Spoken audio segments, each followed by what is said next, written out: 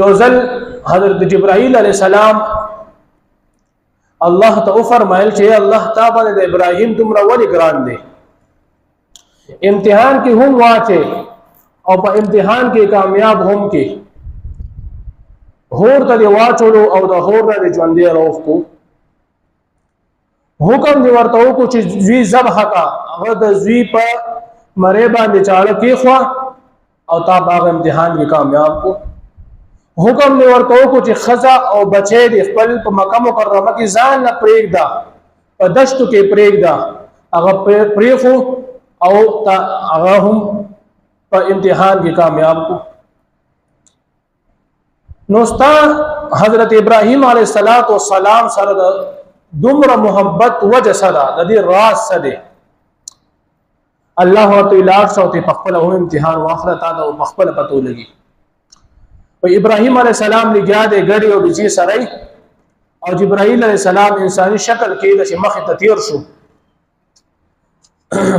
او په تیز اواز سره د الله تعریف وکړو او باندې کې د الله نوم واغستو. ابراهیم علیه السلام را شاته شو ورته دا تاسو ویل ما د خپل رب تعریف او یو ځل بیا نه کې ډېر خوند یو کو یو بکم درته خو خو اسی چاته تعریف نکوم دارم په بدل کې براله سره کې. نو ابراهیم علیه السلام ورته دا ګډې دي دا بدل درکم، نیمه ګډې بدل درکم،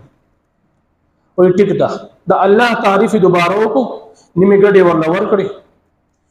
بیا ورته ډېر خوند یو کو یو ځل بیا وکړه، بیا د الله تعریف وکړو، نیمه ګډې ورله نورم ورکړي. اوس ورته دریم بار بیا وایي چې بیا د الله تعریف وکړو، تاسو سره خو زپات نه مال په بدل کې سره کې دا ګډې مې تعالی درکې ته به دې لپاره اوس کوم کې راولې چې دا ګډې دې تعالی اوسره ولهذا بزبد اګړې د الله سرومه وته د الله تعریف دوباره وکړه. نو جبرائیل علیہ السلام دریم بار هم د الله تعریف وکړو او به ومنه چې واقعي الله تاسو سره دومره محبت ولې کوي، ځکه چې ته الله سره محبت کې ته د الله په هر حکم باندې او د الله په نوم باندې هر څه قربانولو ته تیار یې، باندې د الله په نوم باندې قربان کو او کله چې د جان خبر راغه فورا د امن وسلمنا وکړه. کله چې در باندې الله پاک د زوی مبارک امتحان راوستو فورا د زوی په ماره باندې چاړه کې خو،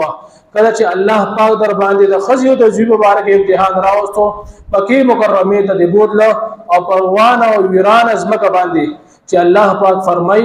بواد غیر ذی زرع عند بیتک المحرم، چې داس ازمکه وا چې په هغه ازمکه باندې سره ټوکیدنه